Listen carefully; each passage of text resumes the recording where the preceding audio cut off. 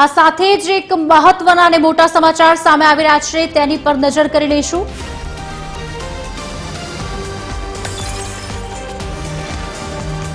આરબીઆઈએ repo રેટમાં ઘટાડો કર્યો હોવાના સમાચાર મળી રહ્યા છે। રેપો રેટ 0.25% ઘટાડીને 5.25% કર્યો છે। આરબીઆઈએ રેપો રેટમાં ઘટાડો કર્યો છે ત્યારે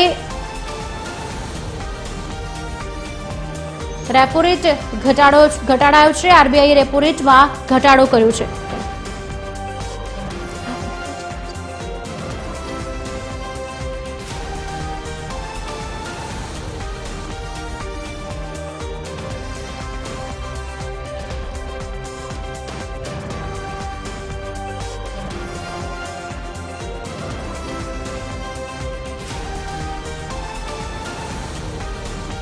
રેપો રેટ 0.25% ઘટાડવામાં આવ્યો છે। આરબીઆઈએ રેપો રેટમાં ઘટાડો કર્યો હોવાના સમાચાર સામે આવ્યા છે। આપને જણાવી દઈએ સમાચાર 0.25% ઘટાડ્યો છે રેપો રેટ, ત્યારે આરબીઆઈએ રેપો રેટમાં ઘટાડો કર્યો છે।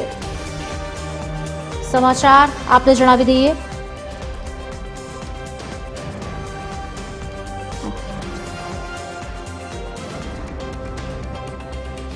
રેપો રેટ 0.25% ઘટાડીને 5.25 કર્યો છે। પહેલા 5.50 હતો, જે હવે 5.25 થયો છે। રેપો રેટ 0.25% ઘટાડવામાં આવ્યો છે।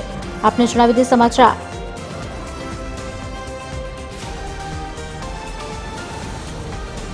Market expert Paresh Vaghani phone line પર જોડાયા છે। પરેશભાઈ, સ્વાગત છે આપનું। આરબીઆઈએ રેપો રેટમાં ઘટાડો કર્યો છે, 0.25% ઘટાડો કર્યો છે, શું કહેવું છે આપનું માર્કેટ પ્રમાણે? હા, આજે જે આરબીઆઈ ની પોલિસીમાં 25 બીપીએસ નો જે ઘટાડો કરવામાં આવ્યો છે એને માર્કેટે પણ પોઝિટિવ લીધું છે અને ઓવરઓલ જોવા જાય તો આ પોઝિટિવ જ કારણ બનશે, કારણ કે આના હિસાબે હોમ લોન, વ્હીકલ લોન અને એજ્યુકેશનલ લોન થી માંડીને બધામાં ફાયદો થશે। ઇન્ડસ્ટ્રીઝને પણ લોનમાં થોડોક ફાયદો થશે, એટલે કે લોન સસ્તી થશે, એટલે એમના બેલેન્સ શીટ થોડાક સુધરશે। બીજી બાજુ માંગમાં પણ થોડોક સુધારો થશે। બાંધકામ ક્ષેત્રની વાત કરીએ કે ઓટોની વાત કરીએ તો હોમ લોન સસ્તી થવાથી ત્યાં પણ થોડોક ઉછાળો આવે માંગમાં, એવી શક્યતા બજાર પણ જોઈ રહ્યું છે।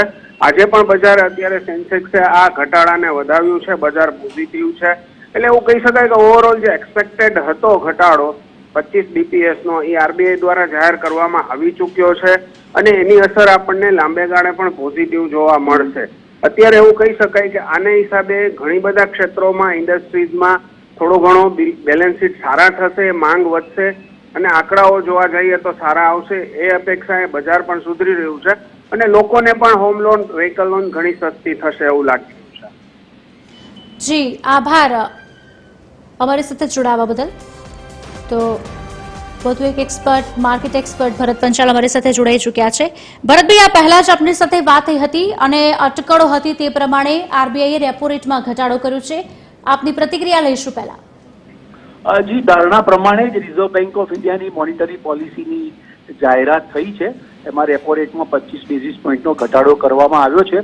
એટલે તમામ પ્રકારની જે લોન હોય, હોમ લોન હોય, કાર લોન હોય, પર્સનલ લોન હોય, એજ્યુકેશન લોન હોય, એમાં 25 બેઝિસ પોઈન્ટનો ઘટાડો થશે, એટલે કે 0.25% ઘટાડો થશે, એટલે લોન સસ્તી થશે।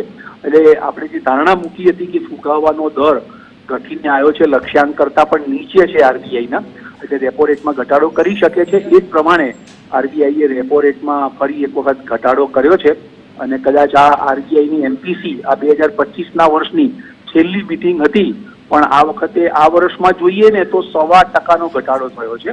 2025ના જ વર્ષમાં 1.25% ઘટાડો થયો છે।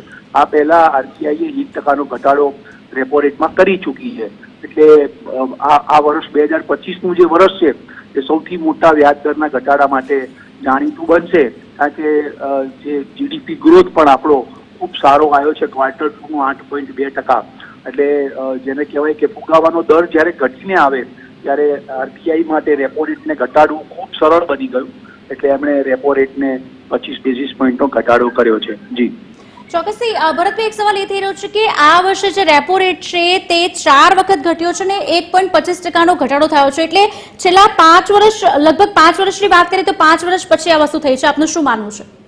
હા, તમારી વાત સાચી છે કારણ કે જે ફુગાવાનો દર જ્યારે ઘટીને આવે ને ત્યારે રેપો રેટમાં ઘટાડો છે, પરંતુ આમાં રેપો રેટ ઘટે એટલે લોનના વ્યાજના દર સસ્તા થાય, પણ સામે જે નાની બચત જે કરતો હોય, સેવિંગ્સ કરતો હોય, બેંકમાં ડિપોઝિટ મૂકતો હોય અને સિનિયર સિટીઝન્સ લોકો હોય, જે લોકો પીએફ આવે, ગ્રેજ્યુઇટી આવે અને એનું પીપીએફ હોય, નાની સ્મોલ સેવિંગ સ્કીમો છે, એમાં વ્યાજના દર ઘટીને આવે ત્યારે એ લોકોને વ્યાજનું નુકસાન પડતું હોય છે. એટલે વ્યાજની આવક એ લોકોની ઘટતી હોય છે.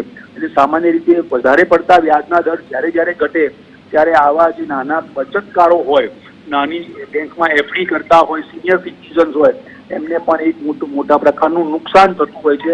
એમના વ્યાજની આવક ઘટતી હોય છે, એમને જીવન નિર્વાહ કરવો ખૂબ મુશ્કેલ પડી જતો હોય છે. એટલે હવે આરબીઆઈએ આ વખતે તો વ્યાજનો દર ઘટાડ્યો છે, પણ હવે જોઈએ આગામી દિવસોમાં આરબીઆઈ કેવું વલણ અપનાવે છે. ભરતભાઈ, જ્યારે પણ નાણાંની સ્થિતિ ખરાબ થતી હોય છે ત્યારે બેંક દ્વારા રેપો રેટ ઘટાડવામાં આવતો હોય છે. 5 વર્ષ પછી આ બન્યું છે તેમ પણ કહી શકાય ને. દર 2 મહિને આરબીઆઈની મીટિંગ પણ થતી હોય છે, પણ માર્કેટની વાત કરીએ તો માર્કેટ પર શું અસર રહેશે, કેવી સ્થિતિ રહેશે? માર્કેટમાં જોવા જઈએ તો માર્કેટે એને વધાવી લીધો છે અને શેર બજારનો જે સેન્સેક્સ છે એ 234 પોઈન્ટના ઉછાળા સાથે 85,481 પર ટ્રેડ કરી રહ્યો છે. નેશનલ સ્ટોક એક્સચેન્જનો નિફ્ટી ઇન્ડેક્સ 70 પોઈન્ટના ઉછાળા સાથે 26,103 ઉપર ટ્રેડ કરી રહ્યો છે. અને ખાસ કરીને બેંક સ્ટોક્સની આપણે વાત કરી તો નિફ્ટી છે, બેંક નિફ્ટી, એમાં લગભગ 383 પોઈન્ટનો ઉછાળો આવ્યો છે અને એ 59,672 ઉપર ટ્રેડ કરી રહ્યો છે. એટલે નીચા મથાળે નવું બાઇંગ જોવા મળ્યું છે. રેપો રેટને કારણે બજારમાં એક પ્રકારનો તેજીનો માહોલ સર્જાયો છે. ખુશાલી. જી ભરતભાઈ, આભાર TV13 સાથે જોડાવા બદલ અને વાતચીત કરવા બદલ. આપણે જણાવી દઈએ, રેપો રેટ 0.25% ઘટાડીને 5.25% કરવામાં આવ્યો છે. આવનારા દિવસોમાં લોન સસ્તી થઈ જશે, વર્તમાન ઈએમઆઈ પણ ઘટશે. આરબીઆઈએ રેપો રેટ 0.25% ઘટાડીને 5.25% કર્યું છે.